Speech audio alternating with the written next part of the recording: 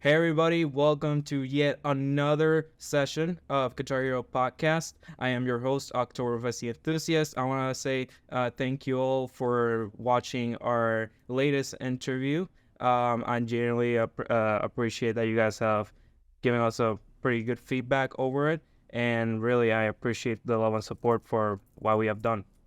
So today we have a very special interview. A first time for everybody actually. So everybody has heard of Guitar Hero Van Halen. Everybody might have played it the moment it released. Maybe you played it sometime later in the future. But today I wanna say that I have the greatest privilege to talk to a former underground development employee who worked on Guitar Hero Van Halen as a Lead Notetracker. So, people, without further ado, please give a warm welcome to Jacob Rosenberg. How are you doing, sir? I'm doing great. Thanks for that introduction. Well, Jacob, thank you for giving the time for us to speak on this very interesting game. Can you give us your origin story? What do you do like before getting into the video game industry, and what do you do to get into Guitar Hero in general? Yeah, great question. And I lucked into it. I'm just going to call it out right there. I was incredibly lucky. At the time, before I started working at underground development, I was a music producer. I had a mobile recording business where I would go to live shows or record bands, go to people's houses and track projects. And one of my mentors at the time, I ended up taking audio classes from him at the local community college. He was the audio director at LucasArts at the time, and he ended up being a wonderful resource. He changed jobs to go join Activision during the Guitar Hero wave when Guitar Hero 3 took off. Guitar Hero 4 was in the works, and they were building up and switching underground development over to a Guitar Hero studio. So they were making a massive pivot. They needed to build out the audio team. So he called me up one day and just said straight up, he's like, "Hey, I need people that I can rely on and can make Guitar Hero. Do you want to do that?" I never made a video game before, but I jumped at that chance. It was a 3.5 hour commute one way, there and back. I blew out the head gasket on my car over the next 18 months, but it was absolutely worth it to go and make that game. We had a wonderful team to build up on that project. And I started out as the junior note tracker. And my job was to do the note tracks for bass and vocals for Van Halen. And then as we grew and the project kind of took off, I eventually started leading the note tracking team and all the way through ship. It was a wonderful time, had a wonderful experience, and I realized, like, oh my gosh, this is the greatest job in the world. And I've been in the video game business ever since. And it's been the last 15 years as a mobile games PM, as well as doing other work in the Web3 space. So it was my first ever game. It's probably the best ever project I work on. I'm still in touch with a good chunk of that team, and it was wonderful. Wow, that was pretty great. Thank you for telling us that introduction. So, before we get into how you got involved with Van Halen, I want to ask, how do you learn about Guitar Hero? Did you learn it when Harmonix first released Guitar Hero back in 2005? What was your experience when you first tried it out?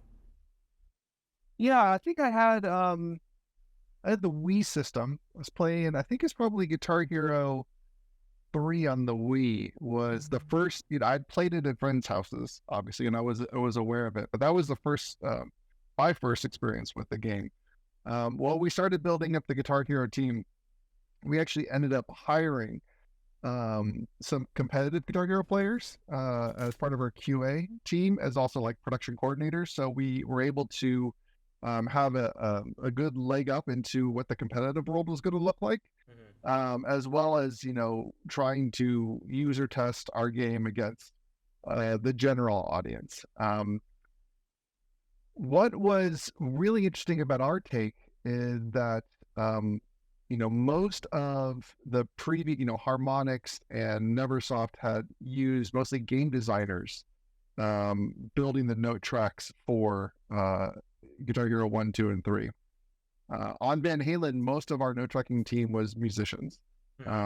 Most of us had, not myself. I came from a music production background, but I think a good chunk of our team had at least masters or PhDs in music theory and production. So we were able to really dive into the musicality of Van Halen and pair that with the gameplay aspects as well. Wow. Okay. So yeah, so that's pretty cool.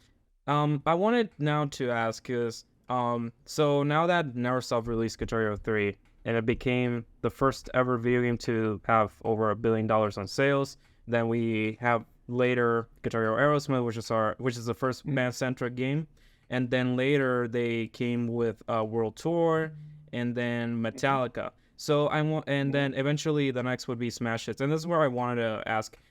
During what was the time gap on the development of Van Halen? How did it first start to say? Actually, this is actually related to this question as well. Like, do you guys talk to Wolfgang Van Halen, because he was mostly the one who actually wanted it to be a Guitar Hero game in the first place? So I would really love to know what was that process back then. Yeah, great question. All four of those titles were really being built at the same time. So Guitar Hero 3 had come out. I went down to Neversoft actually and met a good chunk of that team and talked about how they took over from Harmonix and kind of built, rebuilt the engine from 2 to 3. And like I said, Activision was throwing a ton of weight behind the Guitar Hero franchise at the time. So met the Metallica team, which was spinning up. Met the World Tour team, met the team up in VV. We were all kind of sharing builds of our individual products. And it was a little bit of a crazy time because, there was the GH3 and the GH4 engine. They were beginning to bifurcate. Everyone started to put their own stamps. And it's sort of what happens when things start exploding. And kind of, we had to work really hard to figure out what Guitar Hero Van Halen was going to mean inside of that larger ecosystem. Kind of skipping to the end, we talk a lot about the development. Guitar Hero Van Halen ended up being given away for free as a promo disc as part of GH4. We actually really worked on porting Van Halen to the 4 code base and working on the new engine, but the decision was made outside of my pay grade to keep it on 3, and I think that kind of hurt some of the sorry to obviously the sales of sorry to interrupt, but actually the Van Halen promo was free when Guitar Hero 5 came out, because I'm sorry, it was a 5. That's right. I'm sorry. Right. It was. Thanks for, and that's the other part of this too, is my memory. You get super hazy on the memory from 15 years ago. So yeah, please double check me on that. Yeah, it was given away for free. That was also a great time too, that we were developing in parallel. So every couple of weeks we would play the other games. We played a lot of Rock Band Beatles on our lunch breaks. We played Smash It. You have to kind of stay abreast of the entire industry at that time.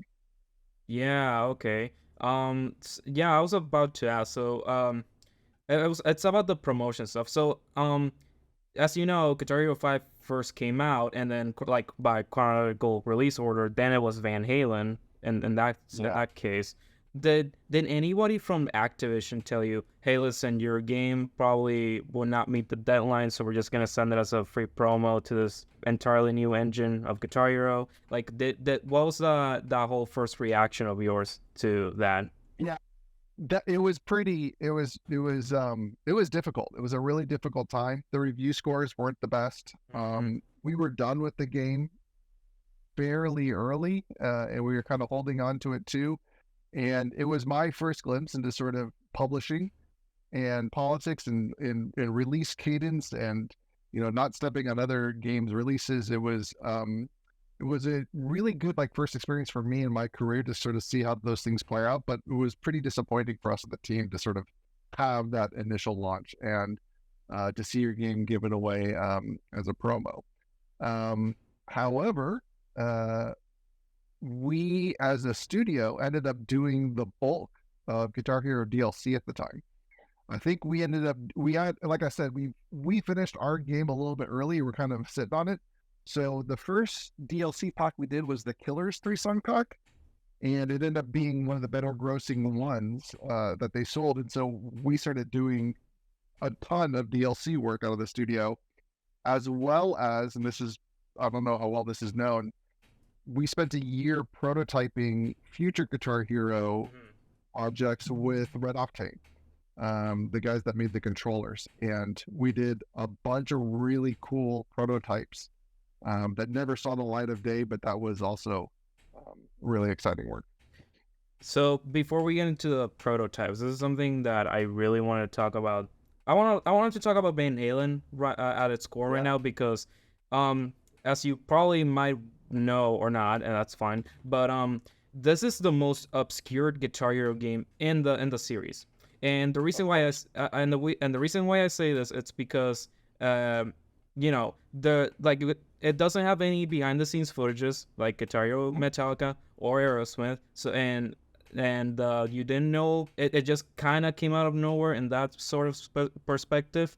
And a lot of people were not a lot of people, but some people were doubting that even if Van Halen didn't mocap their own songs and whatnot. And actually, one of the weirdest thing is that, and you might probably answer this one, but it's the only Guitar Hero game outside of Guitar Hero 3 and whatnot to not be exportable to Guitar Hero 5. And then Guitar Hero Metallica and Smash Hits gets their own exportables.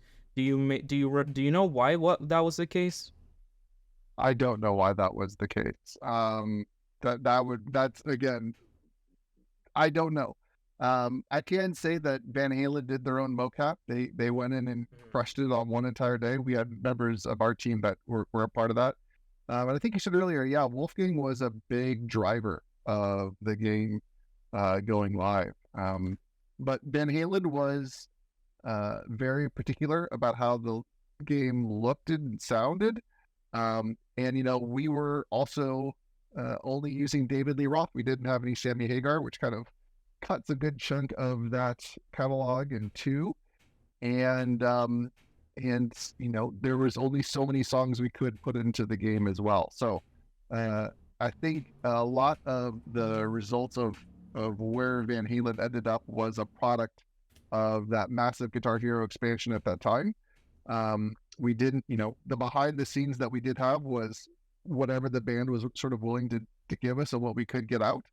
And, I think we did the best we could with the circumstances and the tools that we had available. And I think I'm pretty proud of what the final note tracks of the game were. Yeah, and speaking of note tracks, so this is where I wanted to. Well, actually, speaking to the songs first. So, one of the main things that a lot of people kind of didn't like about the game is that the songs that were inspired by, because you would imagine that Metallica and Aerosmith had their own song inspired by, then you'd see, oh, wait a minute, this is Wolfgang's iPod set list from 2009. And I've heard something about that. Yeah, a lot of people, from what I read, and a lot didn't really like that much of the guest set list, and that was understandable. But I wanted to talk about the note tracks itself, because not only is this game the most obscure, but it is the hardest game to full combo in the game. And you might probably know the history of one of the most infamous note trackings of all time, which is I'm the One. And if you probably remember, there's a section called Solo 2A in which you're strumming like 22 notes per second on the 22 notes per second. Yeah, and a lot of people were struggling because of the game's capped frames per second, and it was just by by definition one of the hardest songs to have seen in the game. And I don't know, have you ever actually contribute to that note tracking in the guitar, or maybe somebody who has? Yeah, absolutely. I know the note tracker that did. It was our process went through various stages. So, the songs get mixed first, and then they're handed to the note tracking team. We would do a pass to the note tracks. The Cinematics team would do a pass through the cameras and what would happen on stage. And then we would go through a pretty extensive review process. And then even after the final game was done, we did do a rescoring and a retiering. The initial note track could be done in a day or two. We were kind of cranking them out towards the end. But that I'm the One was a deliberate choice. Once the game was done and we were doing endless play testing, endless QA, endless playthroughs, we, decided, it became very clear that that was the hardest song. The actual notes per second of Van Halen in general is that they're actually not that hard, right? Compared to Metallica is much more compacted and long. So we specifically made that section both accurate and difficult. And Van Halen in general will have a lot of hard, easy stop starts. Even the vocal breakdown in I'm the One is this big long pause as everyone's singing. So we decided to not shy away from that section. Yeah, I'd just say I can definitely see what you're getting at with the whole stop start thing, because in the midst of playing a lot of Van Halen tracks, there is that kind of pattern definitely shows, and definitely in the note charts, or note tracks too, for sure. We had a lot of discussions about, is this a game? Is this a musical experience? And Van Halen was such an innovator on the guitar, and what he was able to get his guitar to sound like, and how do you translate those qualities to a 5-button note track with the tools that we had available to us at the time. And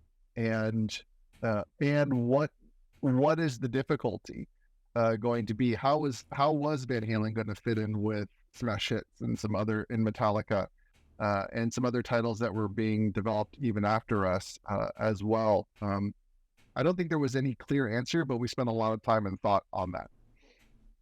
I actually wanted to comment about the thing you said, that you were trying to make it accurate. So one of the complaints that I've always heard from people, whether it would be our biggest Guitar Hero player aside playing through the entire game, and then people would say, oh, this section is inaccurate because he's not even playing that fast, or it's over note track or whatnot. And I don't know, do you ever read those complaints online when the game first came out, or maybe you didn't hear it until in the Oh no, I personally have an inch, like I will veer deep into the comments and then ignore them back and forth. This has been true also of my entire career. I have made games before and I have been called, I famously remember 2 weeks after a launch of one of my games, someone on Reddit called me the worst mobile PM in the history of gaming. And I actually clipped that out and framed it to my LinkedIn as a reminder that you're going to get a strong reaction from everything you create, and you can't take it all seriously, but you also can't ignore it. You have to sort of have a healthy distance and respect. And when you're making these things, and I will also say, the projects of people still playing these games 15 years later is amazing. It's all we could hope for. To get the reaction of, they screwed this up, I would do it differently.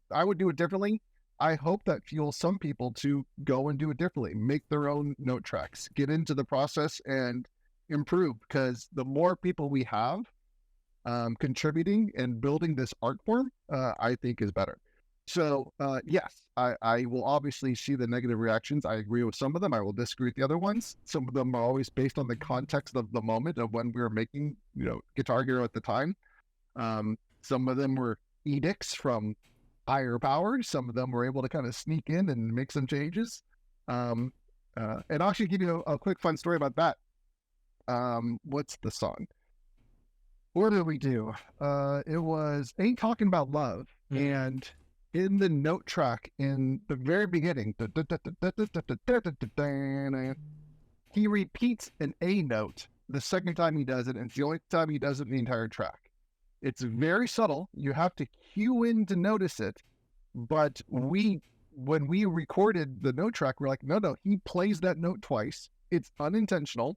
We're going to note track it to what it actually is, not what it should have been. And I've seen other note tracks of that song that have done it just copy pasted, and they left that double note out. When Van Halen played it for the first time, when Eddie played it, he's like, "Oh, you caught my mistake. You note tracked my mistake. You left it in there." It's a little moments like that are the things I'm most proud of. Is it too difficult? Is it not too difficult? Individual tracks, I agree with some of them. Some of them I don't, but I like the discussion, and I like the fact that people are still contributing and having these debates 15 years later. Yeah. Oh, yeah, there's plenty of them all over the place. And yeah, some of Van Halen's tracks are, I think the one that is the most hot topic is I'm the One, but there's plenty of other games that difficulty debates are everywhere.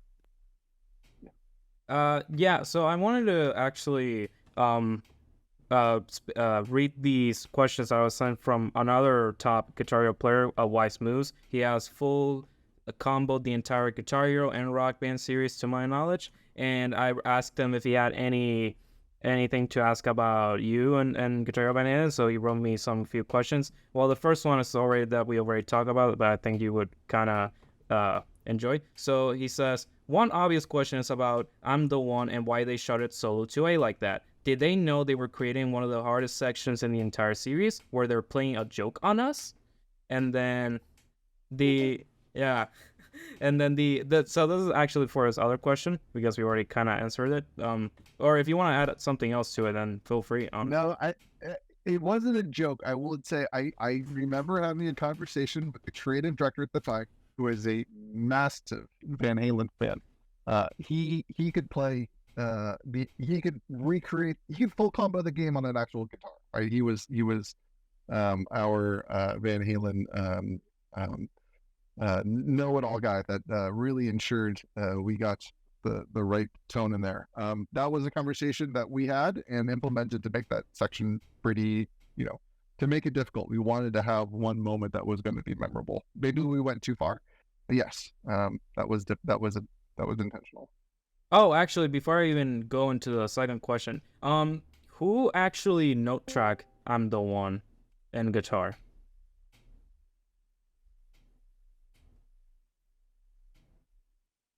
Who did? I mean, towards the end, we all kind of touched every note track. I think the initial one, I don't know for sure. I can say it would be one of 2 or 3 people that had done the initial note track, but towards the end, it was an entire group creative decision of us playing through and moving individual sections and notes around. Oh, well, it's all right then. So I want to go into a second question. This is a little bit long, but bear with me on this one. So my other biggest question, and this may not be the right person to ask, but why is the engine for Guitar Hero Van Halen so different from every other game? Static hit window, fixed endpoint sustains, no tick burst for hitting late, early whammy, etc. Guitar Hero Van Halen seemed to use extended sustains and slider notes more often than previous entries. For example, the majority of the notes in Spanish Fly are sliders, and Oh Pretty Woman is almost entirely extended sustains in the verses. Was that decision made on a case-by-case basis where it felt appropriate, or was there a push to use Guitar Hero exclusive features more to differentiate from the competition? To build up from the previous question, were the teams aware of the extended sustain glitch, where if you let go of the lower notes of an extended sustains before hitting the top one, the game would award you more points than intended? Yes, it was intention to differentiate. It was a combination.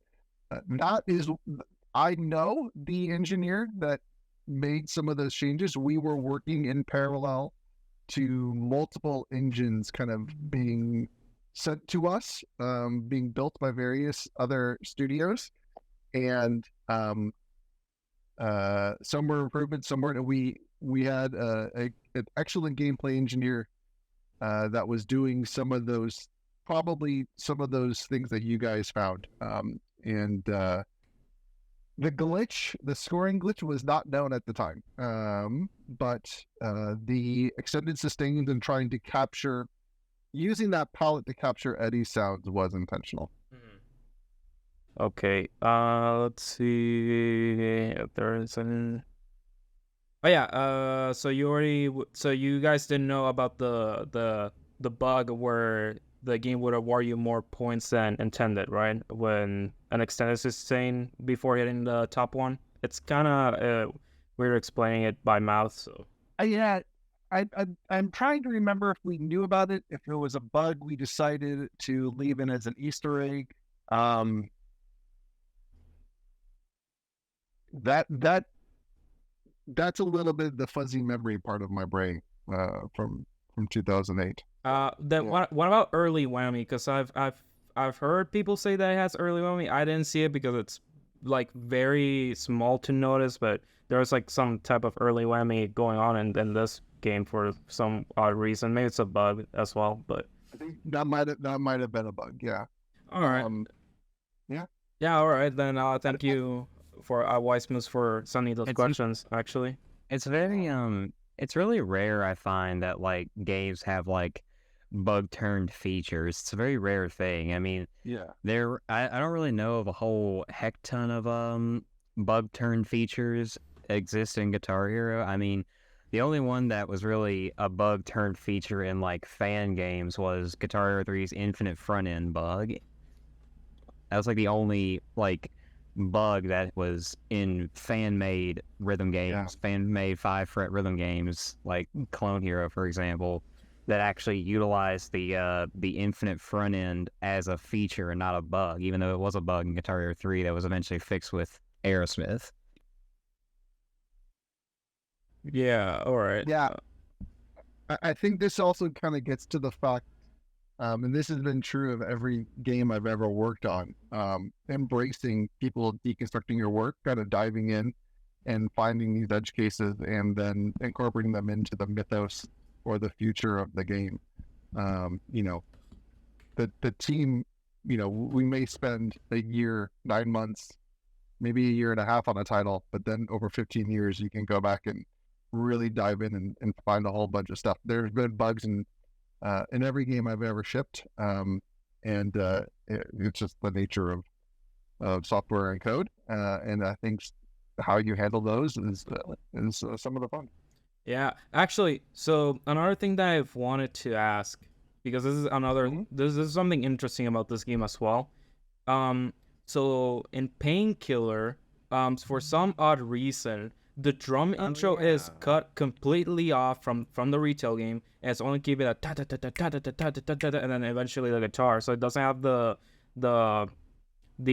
cool drum intro solo, and I was missing. I really want to ask, do you know why that was cut from the game? Yeah, why was that? There was a reason. I don't remember. Actually, I'll tell you a pretty cool setup that we ended up incorporating. I mentioned that most of us were musicians. We actually had 2 full electronic drum kits that we MIDI mapped to our software. So our 2 drumming note trackers would actually just drum the song in to build the bass track that then we would then go and gameplay out. Actually smart. Yeah. We would map 2 cymbals to 1 note, et cetera, et cetera. But our drumming note trackers could drum in faster than they could MIDI input in, and so we just found that was our best workflow. The drummer, both of them were incredible. Yeah, they really painkillered that one in, which was amazing to sort of watch. I don't know there was something that happened with that, but I can't remember. Is it? I said about this might be like total speculation, but is it related to licensing issues? Because a lot of people were speculating, because they couldn't afford the drum intro, that's why the intro was cut. I don't think there were licensing issues on other parts of this game. I don't think that was it on Painkiller. No. Yeah. So I wonder if it was maybe a way to differentiate between what was the Rock Band game it had? It was Rock Band 3, wasn't it? Rock Band 3 had it as well. Yeah, and I think we also had another Tenacious D song that was also had been done before. A lot of that is just trying to find how. Oh yeah. Admittedly, that did throw me for a loop as well, October, like the first time I played, because when I first discovered that G.H. Van Halen had Painkiller in the set list, and I played it, I was interested what the Guitar Hero variation of the chart was like. Yeah. And then I find out, oh, hey, where the heck did this drum intro go? It's not even there. And it's like, yeah, it's just totally gone. It jumps straight into the main riffs. I think don't quote me on this, but it Mhm. may have been due to the fact that we just didn't. I don't think it was a licensing thing. I think it might have been we didn't get the audio for it. And so we just had Interesting. Painkiller was a late addition. That was one of the last, towards the end of the songs that kind of came in. A lot of the just to kind of give you guys a little behind the curtains on this, licensing was becoming a big issue. And big negotiations. So we started off with a bulk of Van Halen songs, and then they started to kind of trickle in slowly too. And then we had several batches of what would be the other songs. It was not Wolfgang's set list. He had some say, and the band had some say, but a lot of it is what we could get clearance for and what could be included. I don't think we would intentionally have put Stacy's mom in for that sort of a thing, but we got the we got the songs, we tracked them up. I personally really enjoyed doing the Jimmy Eat World. I did 2 songs that I did the bass guitar note track on were the Foo Fighters song and the Jimmy Eat World song, which was pretty fun for me. Pain and what Best of You? Yeah, I really like Best those. of You. Yeah. 2 songs, by the way, where there are 2 guitars, and they would tend to move in opposite directions. So you have to really think about as you're mixing the song and as you're note tracking the song, what is the dominant voicing that you want to put in for the actual note track. I think that's part that in Guitar Hero development that is not really talked about. We were given raw stems, 24 tracks of raw audio, like 24 tracks. 24, yeah, the 24 track tape master dumps of Van Halen. For Painkiller, like I heard his final scream. I know whether or not there's any crossfades or is it all one. My favorite was David Lee Roth just talking constantly on the mic through an entire song and hearing drinking in the background and girls talking, and sometimes it would make the final track, and you're just riding that fader back and forth. We got the raw audio and had to remix it to the 7 Guitar Hero tracks, and have it still sound like the original. That was months of work, and Van Halen, Eddie and Alex were sticklers for making it sound exactly how they wanted. It was a ton of work to get that approval across. And it's something that, at the end of the day, you play the game, you just have these 7 audio files and you're looking at the note tracks, but the amount of work just to go from raw to mixed was pretty significant. And I got to give a shout out to the audio team of Nick, Seth, and everyone else. I just wanted to mention something too about while we're on the topic of song audio and whatever. So when you actually look at the games like the World Tour era games and Theron's file structure for audio or whatever, it utilizes a total of 9 audio tracks. There's the 3. There's the 3 for the first file, which is the 4 drum stems. Then you have the second file, which is guitar, bass, and vocals. And the third track has the backing audio and the crowd audio in it. So I was wondering, when it comes to the drums track, was it like always insistent that every single song had the split 4-lane drum stems for kick, snare, toms, and cymbals? Yes. Yeah, that was. I guess that was probably an in-house job, or were they actually shipped like that? No, they were shipped raw. We mixed that in-house. Yeah. Okay, because I was just wondering, because for some drum tracks, it sounds like it was like an in-house job of like trying to separate the drums apart. But if y'all were given the drums tracks like with the individual drums as separate audio tracks, then I guess that makes your lives easier. Yeah. We were given separate audio. We for Van Halen, we were literally given the tape 24 track masters. I think some of the other songs, obviously, when you're doing the licensing, we had to do some other work, but I can say that for sure with Van Halen, we got the dumps. Yeah. Okay, I was just wondering about that. I want to go. Sorry, I want to go back onto the painkiller because you mentioned that your speculation, obviously, that it was most likely missing audio. So would you say that it's basically like a missing master of the drum intro? Oh man, I think this was before that big master fire, and I don't even know if that big master's fire affected this in LA. Yeah, I think we're up against the haziness of my memory for sure. Yeah, that's fine, no worries. But yeah. So actually, so you said that you note tracked vocals and bass for the game, right? Yeah, So you know something funny? Not only is the sure, I not do. not only is I'm the one. Sorry, I'm like kind of switching words, but like being the hardest guitar song in the game, but Van Halen also has the hardest vocal note track in the game, which is Ice Cream Man. Do you actually note Oh track yeah. that one? I don't. It was either me or Bill that were who was one of our last no trucking hires and a really good friend did the vocals. Yeah, man, vocals of Van Halen. I did a pitch accurate version for vocals for the entire game at some point. So every time it goes, "Woo!" like I actually put those in as As a singable pitch. notes, Yeah. and it was unplayable. like in our first user test. In our first user test of that, it was just like people were trying to recreate it, but they're always off in time. You just yeah, it was a challenge, and I think we ended up doing it on a case by case basis. About, but again, like yeah, we're gonna make these songs easier. We're gonna make make the more popular ones a little bit just a lot of speaking parts, and then I think Ice Cream Man was our internal favorite song on the entire game. So yeah, or Dance by the way, one of those two. Yeah.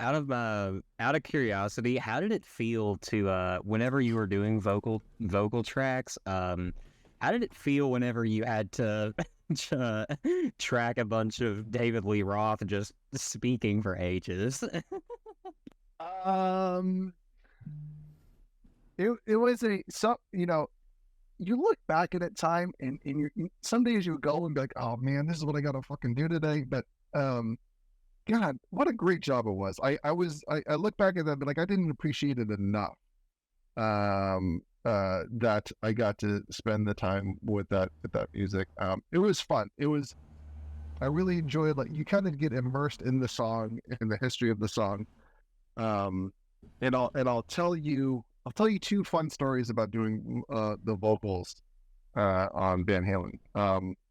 One is the worst vocal song is Semi-Charmed Life, because that is just staccato vocal notes, most of it speaking, but you had to still get the timing right. That one literally took me a week to vocal note track that one. That's the one I've got PTSD about because it's just rapid fire spoken vocals. But all right, this is a story. So, what's the song? My favorite bug I've ever gotten in any video game I've ever made.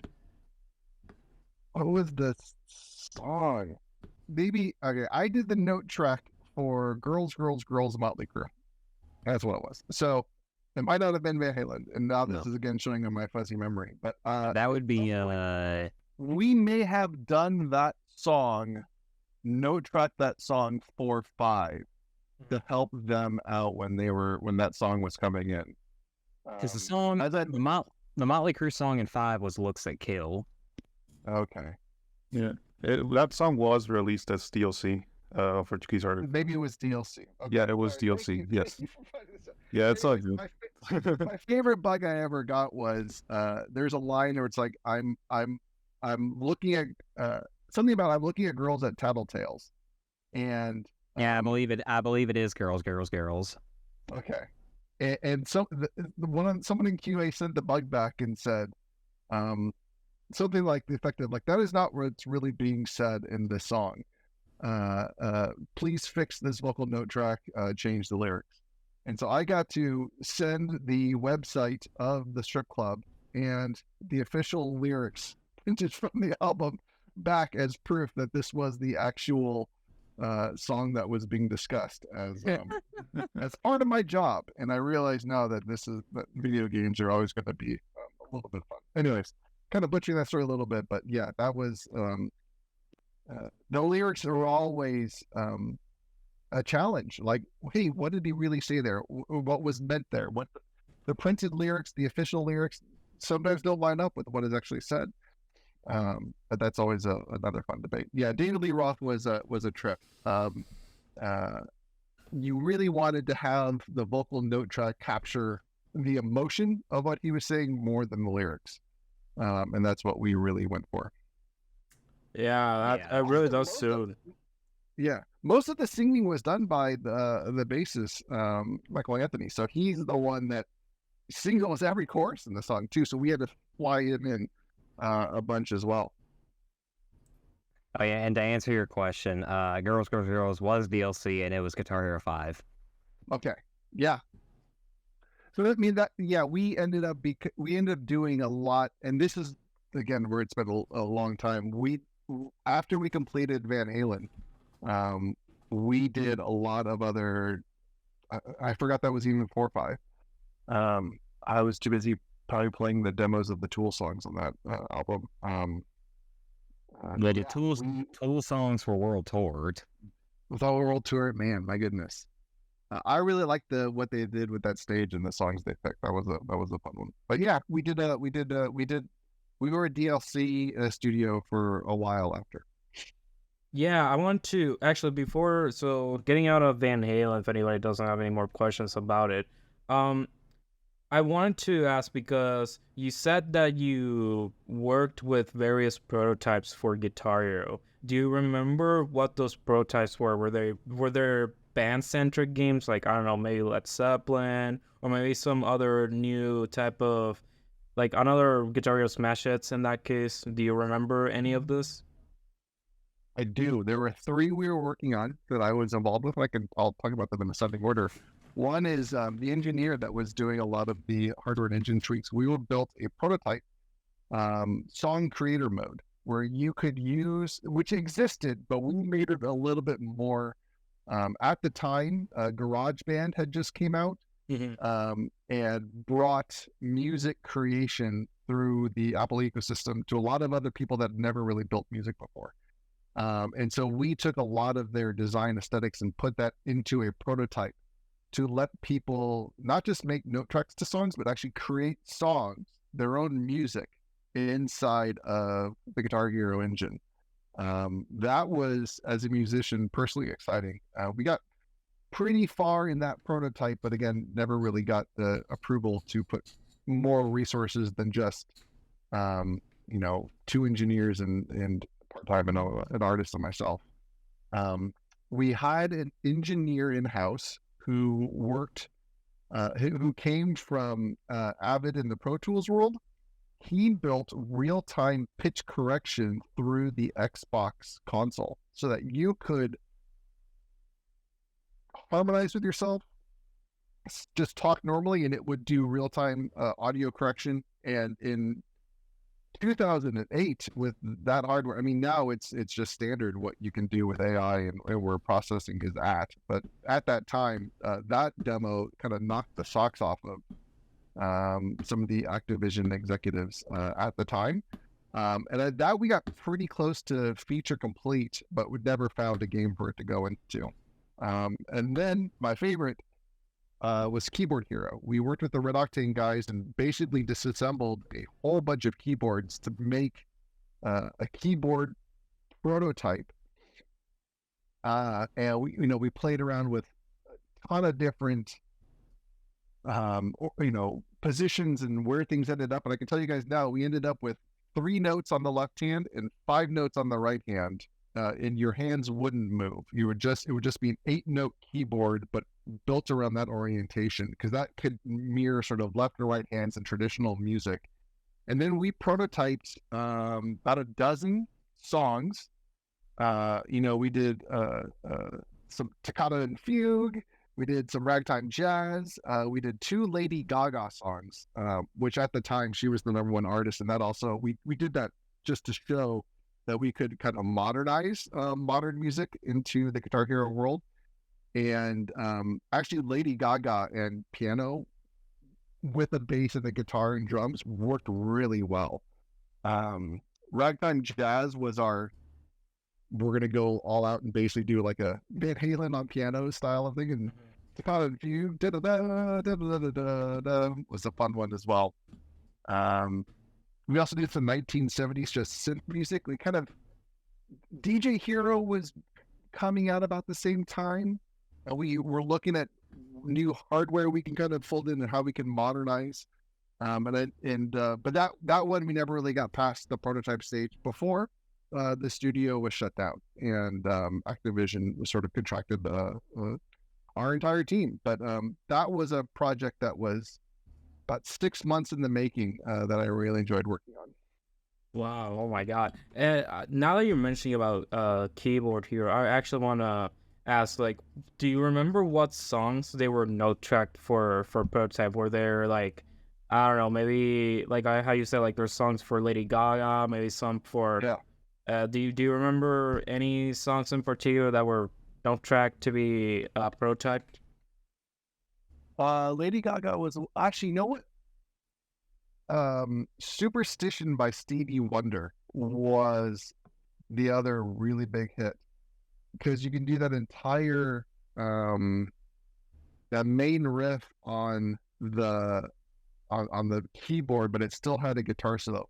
We went looking for songs that could highlight all the instruments and still focus on the keyboard. They have like that sort of trade-off of like keyboard, guitar, drums, and back.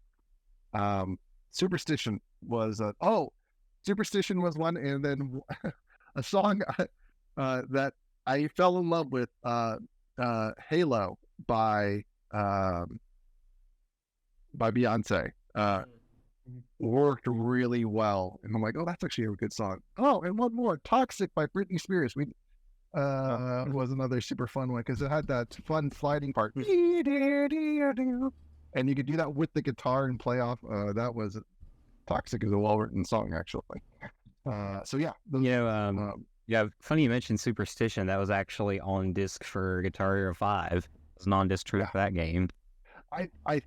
We may have used those stems for our prototype. Yeah. Yeah. So maybe you remember how do you remember playing those prototypes, and do you remember how the lanes for the keyboard were? Because if you already know, Rock Band 3, when it first came out, it introduced the pro instruments where you could actually play keyboard, not just keyboard. You can play pro drums, actual pro guitar and bass. This was a very different from Rock Band 3, or maybe was there something similar for what you guys were going for that? We prototyped various methods. We never really got to like full user testing. Where we ended up with was the lane actually had 2 levels to it. The right hand did the 5 notes that you are used to on top, but we superimposed 3 notes under that could extend out, so you could it looked like a lower transparency lane would be the left hand, and the 5 notes would be the right hand. So you can kind of create some rhythmic separation that way. That's where we ended up with. I think part of that was also just we didn't want to completely redo the engine, but we were able to kind of prototype that pretty quickly. Oh, that's pretty interesting. And now I want to go over after Van Halen and towards the end of underground development, and I really would like to ask, you guys, I'm not sure if you were involved, but you guys were developing a new Call of Duty game, Call of Duty Devil's Brigade. I'm not sure if you were part of that, if you can tell us right now. You know, the cancellation of the cancellation of that Call of Duty game also was the same time they shut down your studio, and I don't know, how do you feel about Activision just telling you guys, oh, we're just closing Underground as of now? It was really tough. I was not involved in the Call of Duty games. I don't think our studio ever actually was really involved with the development. I'm aware of the studios that were when we would do general check-in calls. But the studio had made an X-Men game before I had joined, and a couple of other ones. But I was only there for Guitar Hero, and we were still doing Guitar Hero DLC and Guitar Hero prototyping when we were shut down. It was a tough day. The studio, we were really close. The studio kind of came together and bonded, and Guitar Hero Van Halen was the grind. It was a hard game to work on for a lot of reasons. I could just kind of share this. The original concept artist unfortunately passed away about 3 months into development, and we had to recover from that.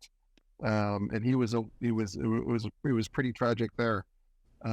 We had to really work with approvals and licensing, and just getting that game done was a feat.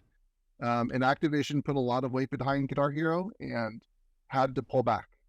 It was my first experience with that business side of video games. How the studio had handled it and stood up for us and stood up for our team is something I will always remember. I actually just met up with him last year at GDC. It's the first time we got a little drunk together and reminisced on the times, and he's still in the industry. Part of the other thing is video game development is very small. I end up working with a good chunk of the people from Underground in the future. I still run into them at other studios. Some of them are retired, some of them are still working. One of the QA leads on Guitar Hero Van Halen ended up becoming one of my best friends, or a really good friend. He started his own QA studio, and he has QA'd every single one of my games I've made over the last 10 years. And so those sort of personal connections have lasted my entire career and into the future. And those are the things that I will fondly remember even after the studio was dissolved. The cinematics director at Underground now runs all of cinematics for League of Legends. Things like that. And it's pretty amazing. Even after we left, and that studio was shut down, there was another studio called Instant Jam that ended up making Guitar Hero for Facebook. Was their thing, and so we got quickly put together a group of 4 or 5 of us and built a small little project studio to build note tracks for that game to kind of sustain us for a couple of years after. And I went and found another job at a small startup studio, and again met wonderful friends and kept my career going. So it was very sad, and we were super bummed about how that ended. But looking back, and having been a part of other studio closures and how things kind of are destroyed and rebuilt up over the years, those friendships are what I remember the most. That's great. That really is. Very insightful story. So I actually do want to ask, do you remember because you mentioned that you guys did DLC for Guitar Hero, which is which is a first for me actually. And I want to know do you remember what songs you've actually note tracked for DLC, or how many the studio made for DLC? I don't. It was a lot. I think we ended up doing more DLC than songs were on Van Halen when it all was said and done. I'll tell you just one funny story. I remember the first one we did, I think, was the Killers 3-pack, and I think I mentioned that. We sent that in. It does well, and the decision is kind of made that we're going to be doing more DLC. And our producer at the time, I remember we were having discussions about how hard do we make this DLC. Because if you guys are doing your own note tracks or working on Colonial, you can embed difficulty, you can pull difficulty back. Yeah. How hard, Of course. easy mode is a decision. What medium mode looks like is a decision. And you have to be cognizant that if you've been living this for years, you could make it way too hard and alienate a lot of new players. My happiest memories of playing Guitar Hero or Rock Band or anything is just jamming out on easy mode with some friends. Well, you may be on expert kind of crushing it, but like you want it to be sustainable. So it's always a balance. So our producer asks the Activision publishing team, hey, how difficult should we make this? Do you have any reference tracks for DLC? And a week goes by and they get back to us and they go, hey, yes, our best-selling and best received DLC pack was The Killers. So find out who did that and make it like that. We're like, okay, well, that was us. So we heard you. that was one of my, we realized that they weren't totally aware of like who's doing what. Doesn't matter. We're going to crush it, and just made a bunch of DLC after that. So, yeah, I mean, as far as specific songs, it kind of just became, I think we could do 3 to 4 songs a week, start to finish, as a studio, when we were really trucking along, and then any spare cycles we put into prototyping. So the fact that Motley Crue is DLC, shows that it all just started blending together, after a while. It is actually amazing that y'all got like rights to some Motley Crue songs, because they're one of the few bands out there that like they retain all rights to their stuff, or a lot of artists just, the rights are held by the record label, and now they're but they have exclusive rights to their stuff. I mean, Aerosmith publicly saying that they made more money off of their version of Guitar Hero than any other album just put dollar signs into most of the music industry's eyes about what this could be and launching into it.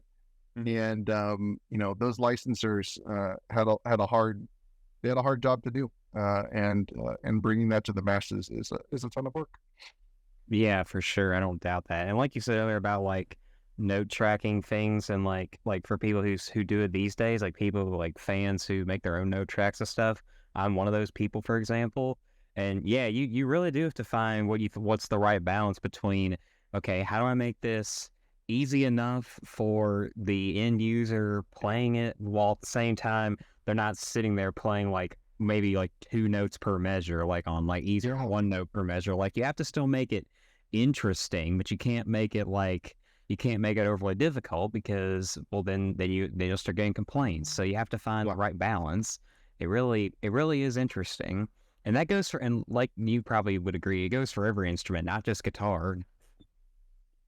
Yes. Vocals, you really can't assume what the ability is. Drumming, I personally am a horrible drummer. I can do 2 things at the same time easily. I can maybe throw a kick in, but the people that are, I'm not going to be doing a cover of Bleed or anything like that. So I struggle with that. I'm going to go easy, maybe medium mode on drums myself. So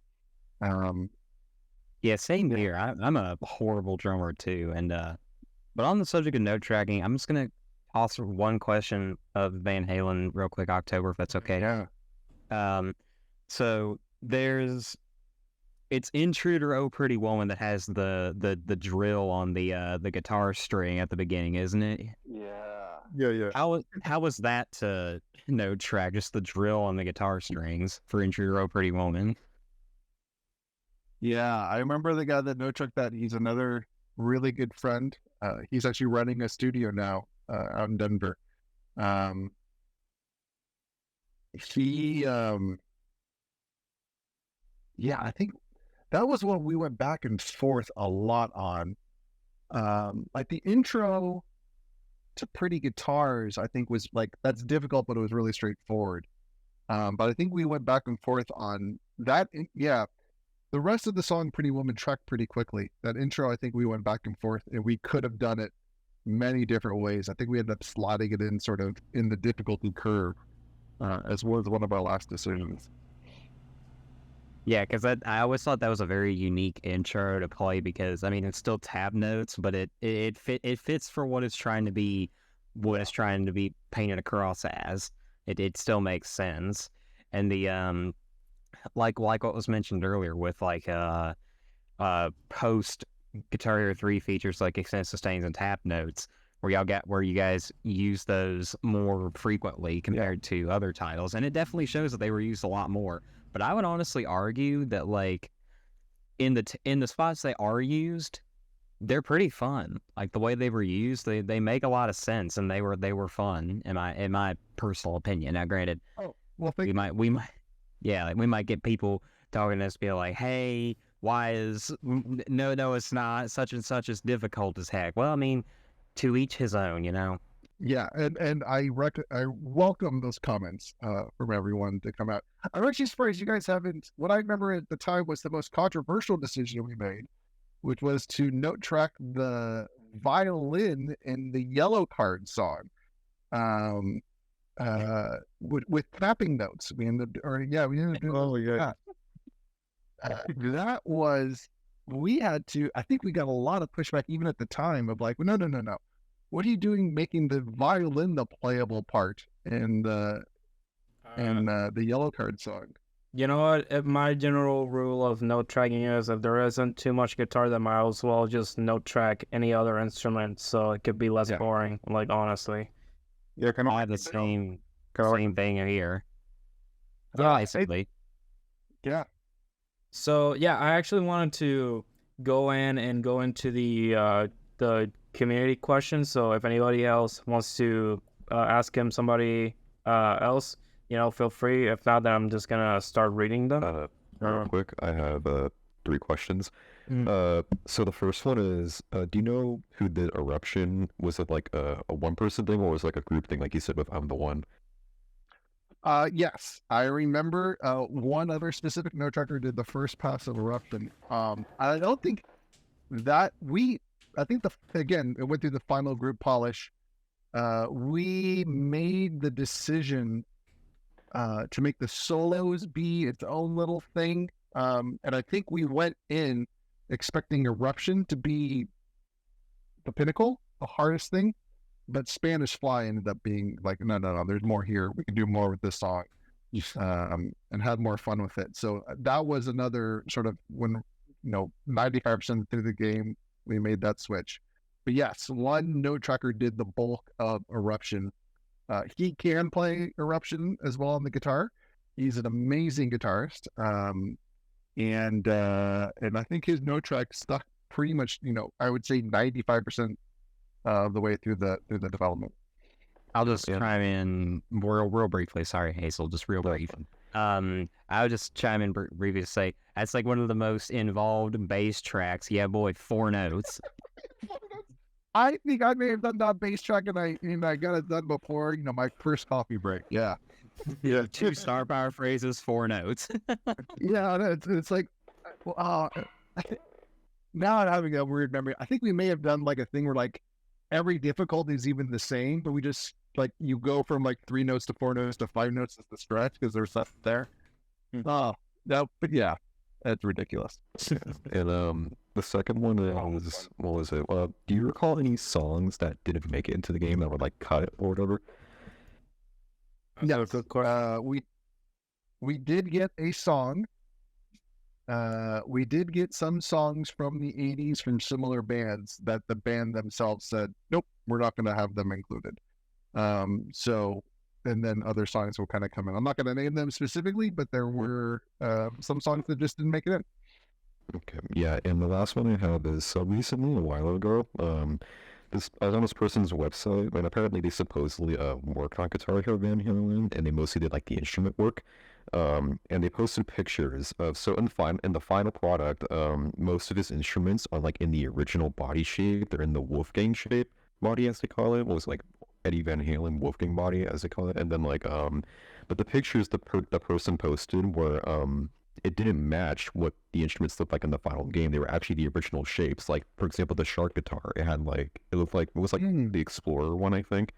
And Eddie's Frankenstein was the actual Frankenstein in terms of the headstock being like a Fender Stratocaster, I think. And And Wolfgang's bass had the same treatment as well, where it was a Fender Stratocaster as well. I'm just wondering, like, do you recall like those guitars being converted into like the modern Wolfgang shapes? Was it due to like licensing issues to Fender or just something like that? Yeah, the guitars went through various iterations, and Eddie, I think, was doing a new licensing deal at the time. Again, I think that was another. A lot of guitars were made. There's a lot of like back and forth negotiations on all of that stuff. I don't remember. If you can send me the link to that website, I'd like to check that out. And Oh yeah, I can. that'll take me down memory lane too. All right. Um, So if anyone, sorry. Yeah.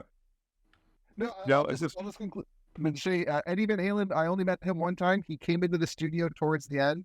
I was able to shake his hand once. He's shorter than I remember, but his hand strength was insane.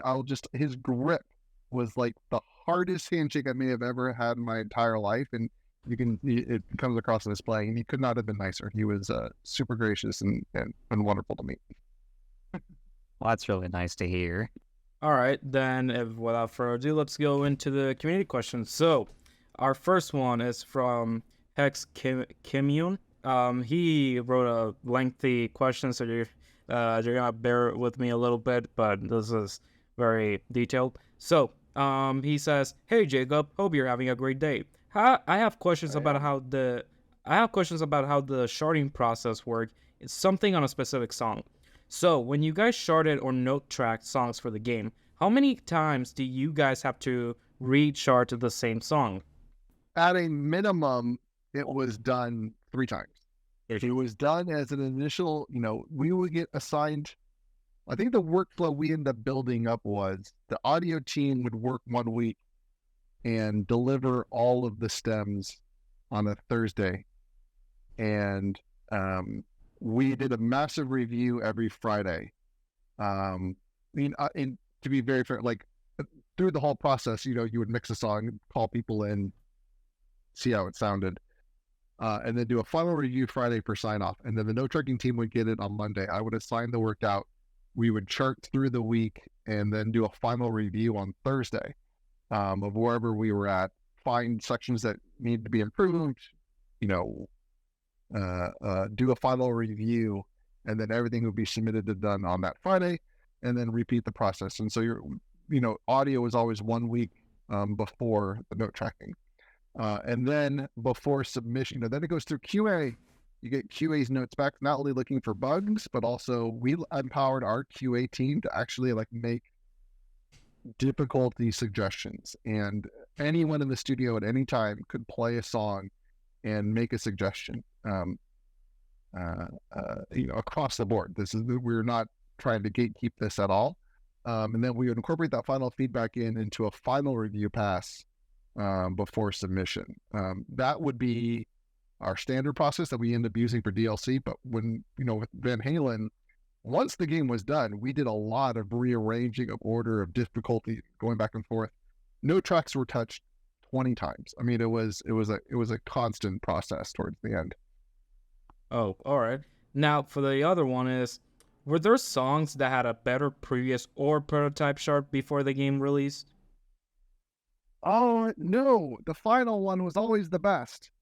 All right. No, I don't think anything was ever better. It was always sort of a compromise. The song I owned, I think from start to finish was Best of You by The Fighters, yeah.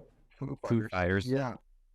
That has, 4 or 5 guitars. And so you were constantly trying to pick what's the part.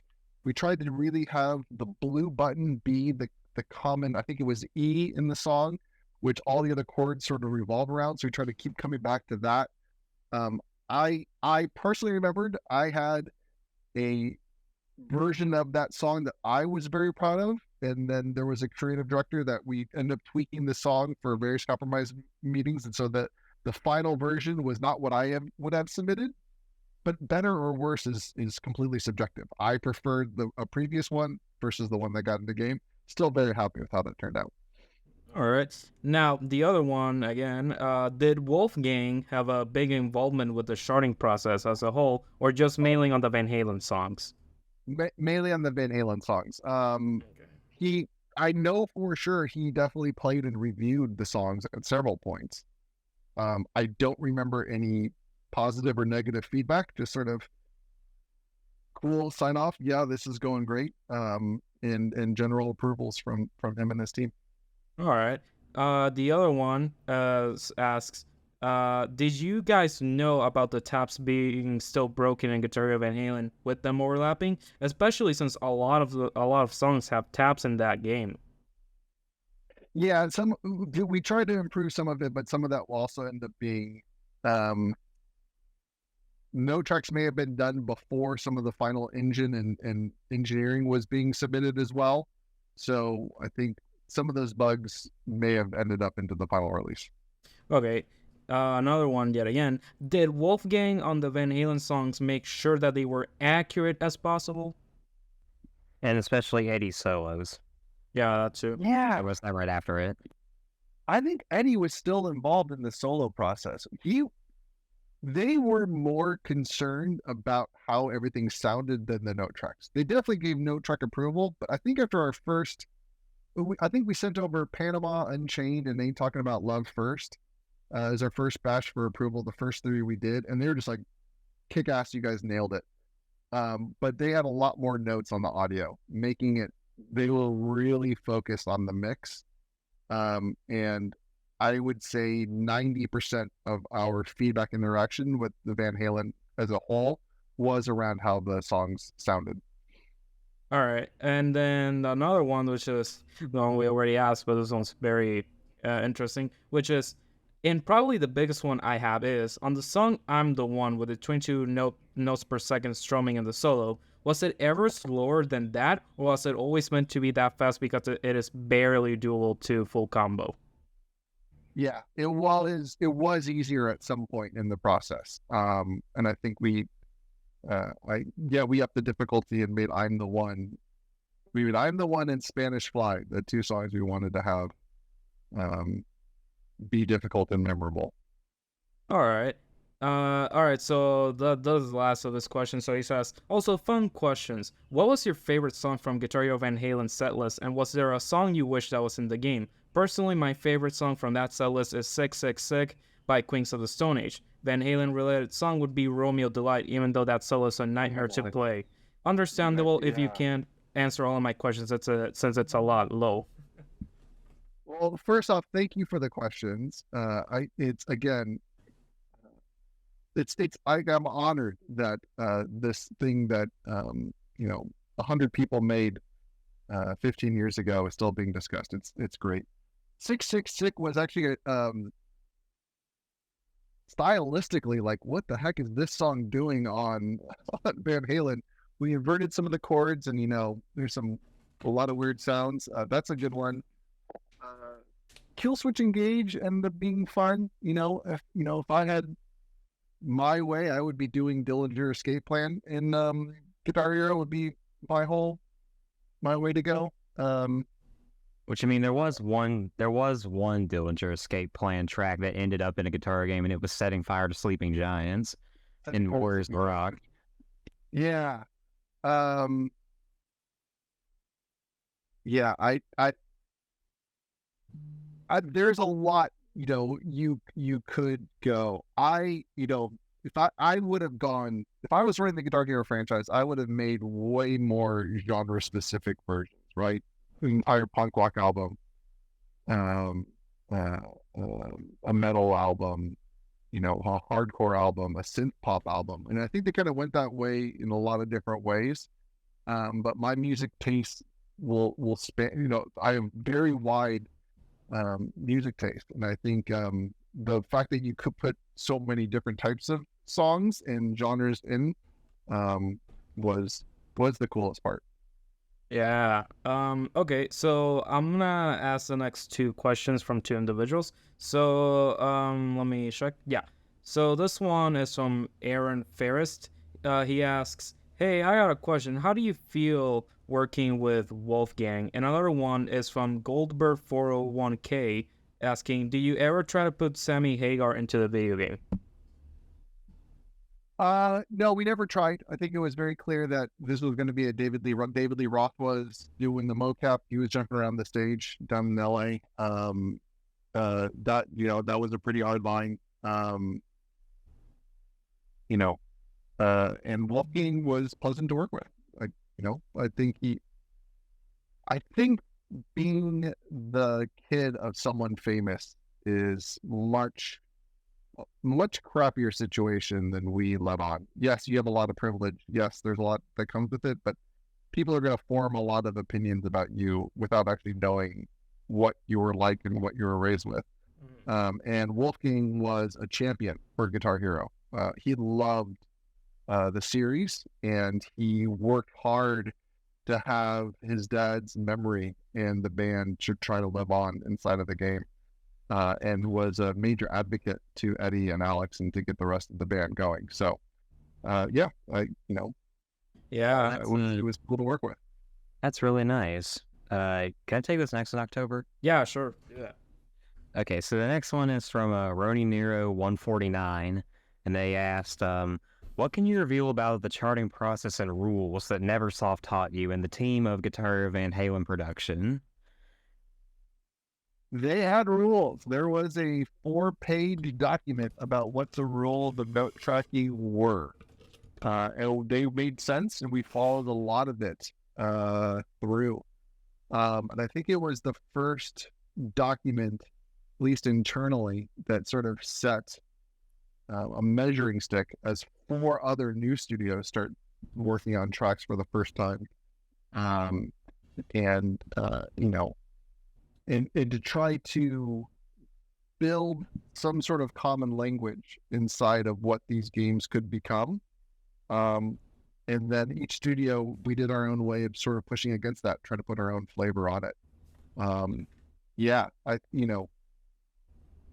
There was, I think we started off as we were building our studio with the expectation that we were going to just sort of follow that document, and we did mostly, but then we tried to find our own flavor and take. That's the part about this too that is really interesting about how this community has sort of taken Guitar Hero and run with it over the years. Is we were developing that language. When I joined the studio, we gave everyone a note tracking test. We gave the verse and chorus of Kansas's "Carry On My Wayward Son," which had been a Guitar Hero song. And we gave you the audio, we gave you a MIDI file, we said note track it. And so I did my first track as a test, and I'm playing it for the creative director at the time, who ended up leaving the studio and going somewhere else by the time Van Halen was shipped. But he was playing with it. And I remember his feedback to me was, hey, this section doesn't go enough. And I want it to be more like down and crunchy. And I'm like, cool. I don't know how to translate. How do I translate an emotion into 5 notes? Was a language that was being developed in real time. And you kind of develop an internal language for your game as you go. I know now, looking at the number of songs that are now note tracked, looking at Guitar Hero and what people have done online, I think it's improved and it looks like it's much better. I kind of want to dive back in and do note tracking again, but I'm very grateful that I was able to be a small part of it at the time. Oh yeah, for sure. That's definitely. And note tracking is still a very popular thing to do for the game. I mean, obviously it's Guitar Hero. What else are you supposed to do with it for a lot of stuff? I remember with the bass open string was in our game. We wanted it in the guitar note track. We had a version of that was in the open string on guitar worked. And we were told nope, that's going to be outside of the scope of this game and this genre of release. I know it came out later, but we had to pull that out of a bunch of our note tracks, even though it would have made sense for Van Halen. Yeah, the only Guitar Hero game that ever had open notes on guitar was Live, and that was the one that Freestyle Games made in 2015. Yeah, that's right. No official 5-fret Guitar Hero game had open notes on guitar. It was a bass exclusive, but I think that was what was meant to separate guitar and bass apart. What did you guys think of the I can't remember the name of the new one that had the 2 rows of frets? Oh, Guitar Hero Live. That was Guitar Hero Live. And that was Guitar Hero Live where you had to go up or down on the 2. Okay, that had the open string. Okay, I played that at a demo at some thing, and it was like I too much PTSD. Studio shut down too close in time. I never really followed into that. I was in mobile games at that time. Yeah. Yeah. Oh, this is very interesting. Yeah. So the same person, they also asked, this is about Unchained. Is it the Van Halen guitar bass chart was based off the one in the beta of Guitar Hero 3? Because apparently Guitar Hero 3 had a beta cover of Unchained in it. Because some time ago it was discovered that a beta cover of Unchained from Guitar Hero 3, probably the 5-tier encore before it was changed to the Slash Boss like Moment of the Jungle. So yeah, there was a cover of Unchained for Guitar Hero 3 at one point, and it was cut. Interesting. No, that we did. That was one of the Unchained was the first song that was sent over. So that actually makes sense if it was already in the hopper. But again, it was the first song that we charted, and then Panama and you're talking about Love. It was the first song I bass charted and vocal note charted, but no, I did not have any previous reference material at all. Oh, all right. All right. Then I'll do the next question then. So, this next question comes from J Sanchez 97. For rookies on this, like me, what do your job consist of? How was working with Van Halen? Do you get excited when you reach this work, or was it just another job? I don't want to sound rude with this question. I'm just curious if for you this was just another job in the bunch, or if you were just excited to work with a legend like Eddie Van Halen. No, it was. I jumped at the chance. I was newly married. I was working in music in the San Francisco Bay Area, and I was making no money. Loved my job, loved recording. And my wife was also a voice actor, just kind of getting started out. We knew we kind of wanted to be in this world. And so when the opportunity came, I jumped at the chance. I bent over backwards to take the job, crushed the interview, got the role, really worked, did everything I could to make the most of the opportunity. I remember why I got a promotion because I did a 2-week-long analysis of 2-player mode of previous games and how we could make Van Halen's 2-player mode, in my opinion, the best. And I ran some statistical models on the notes and et cetera, and did this long presentation, on my own accord. And we ended up rebuilding what 2-player mode was going to be in our songs and how battle mode was going to work. And I was very lucky to have the opportunity, and I tried to make the best of it of what I could. And it started my entire video game career, which I've been doing ever since. So, it was, I was super fortunate. It was also the nicest office I ever had too.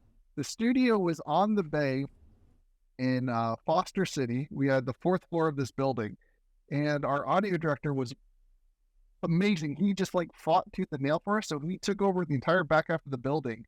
We actually had an office with a closed door and a full audio setup so that we could really dial in the audio. I was not the corner office. That was the guy that did the Eruption soundtrack. I was right next to him, but I still had a window looking on the water, could take beautiful walks. Greatest office I'd ever had in my very first game, and ever since then I've been in either remote or cubicle hell. So that's the other part that I remember fondly. Oh, man. Yeah. So the other question from the same guy asks, do you had the chance to meet Eddie, Dave, and Alex, or just worked with only Wolfgang? If yes, how was Eddie? People tell often that he was an amazing dude. Also, greetings from Argentina, and thanks for working on this amazing game, and my best wishes for all your future projects. Oh, that's very nice to hear, and hello to Argentina. Yeah, we actually never met. I did not go to the mocap session. Only our creative director went, but they had an entire mocap machine going, so that was fine.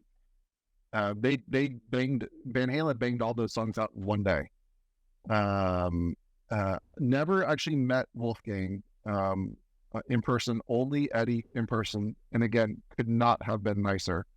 A lot of phone calls, a lot of back and forth. And I'll tell you actually one other funny Van Halen story. So the team, we're driving to lunch. We all got into a car. There's like 6 of us all in the car. We're going to go get sushi or something. I don't remember, but we're driving.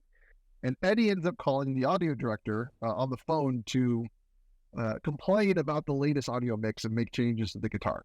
And so the audio director's like, yeah, he's trying to work it all out. He ends up putting the phone on speaker because we're all like, let's listen to his feedback, figure out what he's trying to do, and then we'll make the audio treat. And again, he was very particular about how the song sounded, especially as parts are dropped in and out. And so we're kind of going back and forth, and we finally get to all right, cool, understand what you're saying. When we get back after lunch, we'll make some mixes, and we'll make sure we have updated audio to send to you in a day or two. And Eddie goes, cool, all right, well, thanks so much for your time. I gotta go. I'm naked, and I gotta go get dressed because I'm gonna go give Charlie Sheen a guitar on his show. Hangs up the phone. Like, what do you want? What are you talking about? He's having this entire conversation with a naked Eddie Van Halen, and then like 2 months later, I watch a promo, and Eddie Van Halen is guest starring on 2.5 Men with Charlie Sheen, and is handing him a guitar on the TV show. I'm like, okay, I remember when he filmed that. So their lives are magical, and to just kind of hear that and be a part of that was pretty great. That's hilarious. That was beautiful. I wish like we still had like moments like that these days. Like you would never catch that, like something like that these days, I feel like. And if you do, it's extraordinarily rare. Yeah, I've told that story several times, and it's the one we remember when the Notetrackers all kind of get together and reminisce. But yeah, even then, he was frustrated with the audio, but he still, he comes from a place of passion, and they were really particular about the game. So, we were able to hash it out and, get it all figured out. Yeah, definitely. Okay. This is no, go ahead, October. Now, yeah, so I was gonna do this one, but this one's a very interesting question. So this one comes from the Shy Guy Gaming. He asks, when charting Hot for T-shirt, do you use the World Tour version to compare and work with? No, that was a difficult one. We charted Hot for Teacher, and then the World Tour one happened, and that was a difficult one, kind of politically and musically. And we decided to try to make our own stand next to it. And also a little bit of a social A/B experiment to see how the 2 tracks were going to be received and figured out. They have they were tracked independently. And then what we figured out with the World Tour version was going to be, there were a lot of different opinions on that inside and internally and externally about how that was going to shake out. I'm personally very fond of our note track. I think we did a really great job, but it's a difficult position to be in to kind of re-note track an iconic song that already has its place inside of Guitar Hero lore. We tried to make it as independent as possible.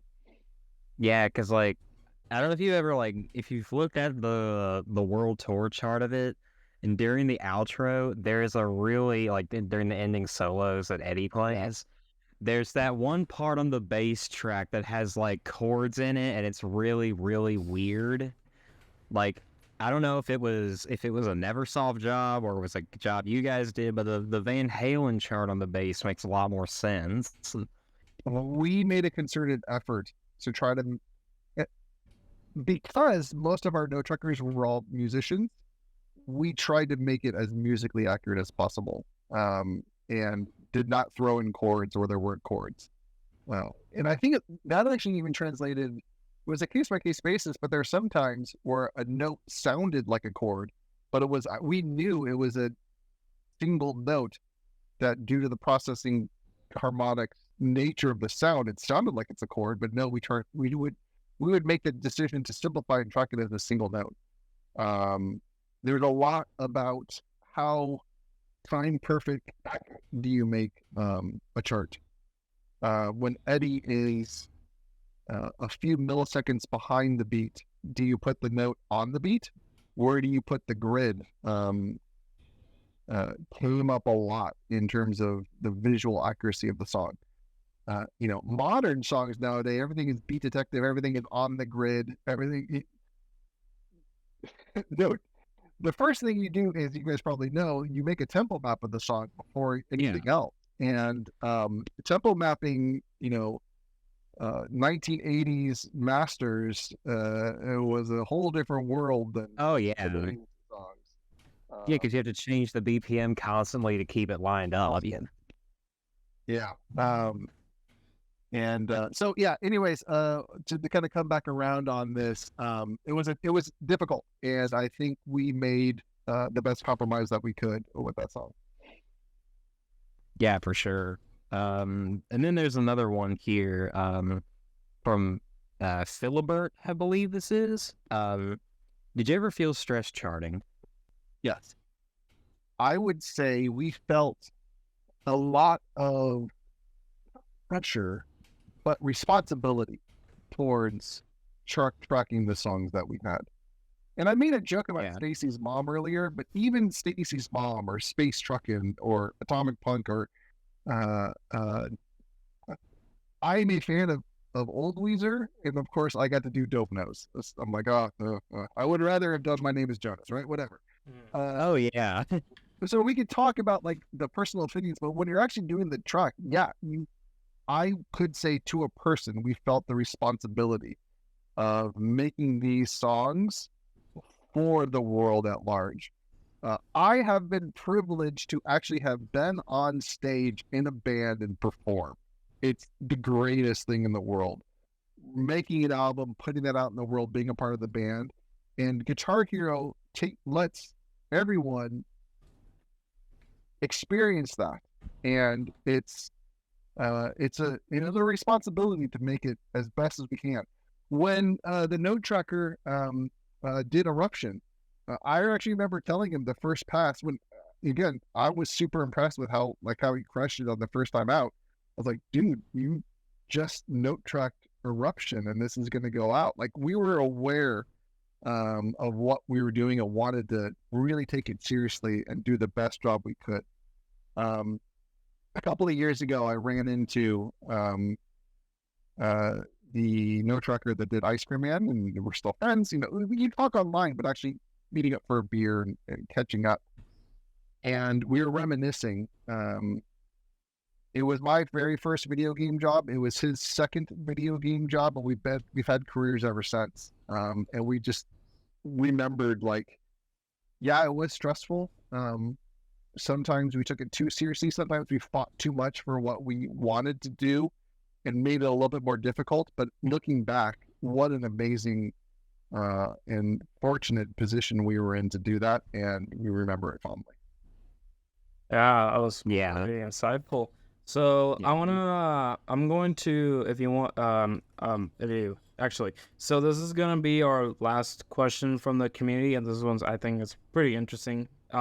So the same person, Jay Sanchez 97, asks, and also, I was going to ask this too. Can you give some advice and tips for us, the charters? Like, what are your rules and conventions for downchart, transpose from expert to lower difficulties? Yeah. Be mindful of notes per minute, be mindful of stretch. I actually, in any game I've ever made, the most successful ones are the ones where I was able to define there's a phrase in game development called find the X. It used to be, what is the tagline on the back of the box? It's been turned into, like, what is the X? What is this? So many games are copies of other games or improvements of other games. What is the unique thing about this game that will draw people to it and they'll remember? You're going to have player upgrades, you're going to have battle, you're going to have damage, you're going to have whatever. What is the X? And the most successful games I've been on are able to define those the most clearly and then execute them upon them. In note tracking, I approached it as, what is the X of this song? I mentioned in Best of You, it was the fact that as the chords were evolving and all the guitars were playing off each other, there was a commonality in a note that carried through verse to chorus. And then when it breaks away from that, that would be the release of the song. So spending time, it's actually not, my advice is not technical. My advice is find the part of the song that you want to have resonate. Is it the violin of the Yellow Card song? Is it the droning bass of 666? Is it the whatever it may be? Lean into that and try to find a way to make that unique and memorable, and then work your way down. And as you work your way down, how can you even more simplify or emojify that phrase and that X down to the basic difficulties? Because the best note tracks are going to be translating that phrase from expert to easy. And that takes some skill, and it's hard to do. And there's only so many notes you can possibly do, but that would be my advice. Yeah, that was very. That's really good advice, I would say, because Yeah. a lot of people who chart things, it's like you got to find that thin line between difficulty and fun factor as you go down, like you say, from expert to hard to medium to easy. And you just have to keep that up. And transposing charts and difficulties down as the further you go, it becomes.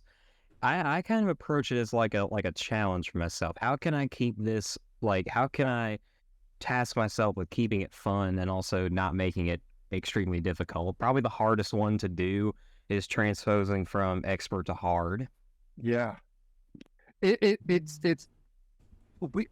think we ended up developing very specific rules on what expert to hard was going to be in Van Halen.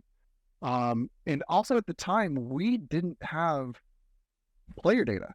Now when I make games, I'm at a wealth of progression and player data. We didn't have, thousands of DLC songs, millions of playthroughs to see what completion rates were on easy, medium, hard, difficult. We were tuning to the void, if you will. And you make a disc and you send it out and you play with your QA and you play with your family and friends. You do some user testing, but who the hell knows when millions of people are going to play it? So try to be consistent in your language, and if possible, this has been my entire career, just trust the data. Wow. Thank you for that, actually. So, before we end our session, does anybody want to ask any last questions to finish off? All right. Well, anyways, thank you, Mr. Rosenberg, for joining us today. I really appreciate the time for sharing your stories. I genuinely appreciate telling us onto this very obscure but very interesting Guitar Hero game. And before you go, do you want to let the community know if you have any social media that you do? What's the next big thing that you're working as of now? Next big thing I'm working as now, I'm actually working as a mobile games consultant, PM, working with various developers and studios, helping them level up their game across the board. I'm not actually on social media. I don't put a lot of my stuff out there. I consume a lot of social media and be aware, but you can find me at basically see above everywhere. You can find me. My passion is games. I love making games and bringing unique player experiences, and I've been fortunate to do it for a couple of decades at this point. And I just want to reiterate, I love that this game is still living on. It was a work of passion from a lot of people that ended in a violent studio shutdown. And the fact that it's still being played and picked apart and debated and frustrating people, I think is wonderful. And I'm so happy for the improvements and the time and energy and effort you guys have played this piece of art that we all made. Yeah, no. Well, thank you so much. Thank you for your time. And real quick, October, I'm sorry. Yeah. Just the very final thing I want to ask. I know we already did the going once, going twice, but the very final thing I want to ask, 'cause I think we tend to ask this to everyone we interview. If you have seen the mod we work on, Guitar Hero World Tour Definitive Edition, if you have seen it, Wade, do you have any 2 cents worth on it? I have not. When Oktoberfest reached out to me, it was the first time I kind of became aware of it.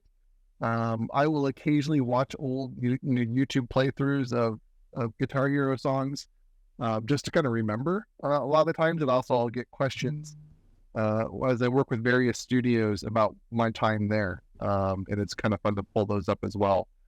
Please send me over any information. I'd like to check it out more, and excited to see what you guys are all building. Lately, I've been doing some very great stuff related to havoc physics towards the actual characters that I'm genuinely glad that we're finally able to, and we can safely say that this is what Guitar Hero Van Halen should have if it was a PC port. So I think you'll enjoy the stuff we have done for World Tour. But just hit the gshot.de is the main site of stuff. Okay.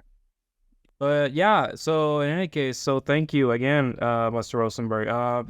Thank you all for joining into our session. I hope to see you next time. See you guys. Bye bye. Take care. Cheers. Thank you.